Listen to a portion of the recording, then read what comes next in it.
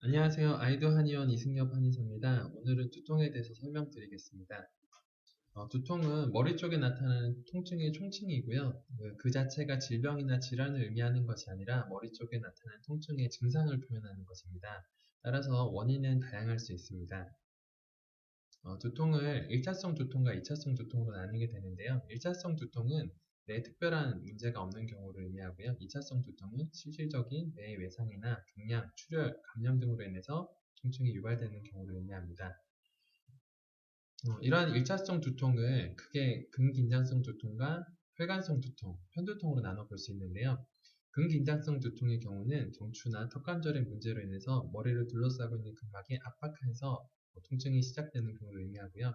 혈관성 두통은 박동성 두통으로 표현되는 편두통이 대표적인 예입니다.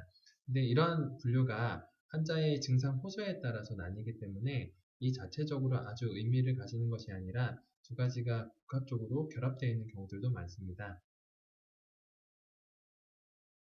그래서 대부분의 1차성 두통의 경우 이러한 머리 뒤쪽에 후두 하근에 문제가 있는 경우들이 많고 턱관절에 문제가 있는 경우들이 많은데요. 이러한 구조적인 문제를 잘 해결하고 환자가 표현하는 증상에 맞춰서 원인을 찾아가면서 그것들을 하나씩 해결하는 것이 중요합니다. 이런 1차성 두통의 흔한 증상으로는 두통 이외에도 목과 어깨의 근육에 통증이 있는 경우, 그리고 머리 통증을 넘어서 눈의 압박이나 통증이 생기는 경우들이 많고요. 그리고 심리적인 문제가 유발되면서 우울감이나 불면증이 유발되는 경우들도 많습니다. 1차성 두통의 가장 흔한 증상들은 목과 머리 쪽의 만성적인 근수축성 통증이고요.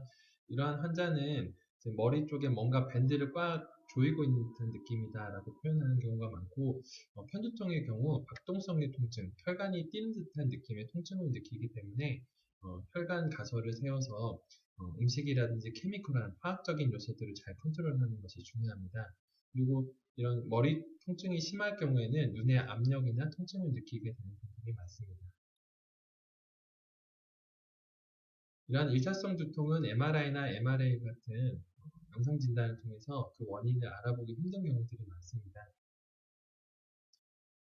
이러한 1차성 두통의 원인은 크게 턱과 목의 문제로 인해서 나타나는 경우들이 있고요. 그리고 두 개 봉합선이라고 해서 머리의 뼈들이 만나는 선들이 과긴장으로 꽉 긴장되면서 수축되어서 꽉 끼는 상태들이 유발되기도 합니다. 이런 경우 두통이 발생될 수 있고요.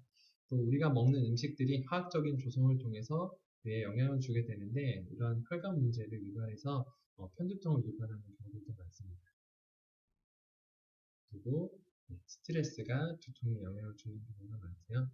스트레스는 심리적인 문제가 있고 정서적으로 불안해지면 교감신경이 후분하면서 근육은 경직이 되고 혈관은 수축이 되는 근화열 상태가 유발이 됩니다. 따라서 이러한 경우 통증이 몸에 어디든 발생할 수 있는데 머리 쪽에 집중될 때 스트레스로 인한 두통이 발생될 수 있고요.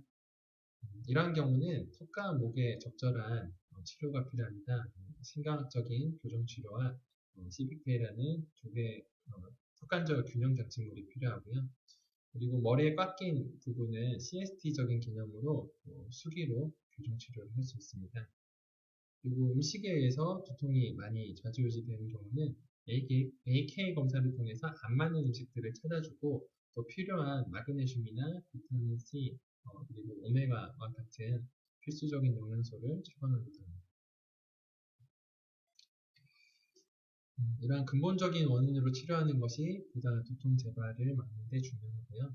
또 그 이외에는 만약 이제 산소 포화도가 떨어질 경우 고압산소요법을 쓰기도 하고요. 심리적인 문제가 두통을 많이 유발한다면 심리상담 기법 NLP를 활용할 수도 있습니다. 그리고 머리를 맑게 해주는 황련이나 강국을 이용한 침 주사를 주기도 하고요.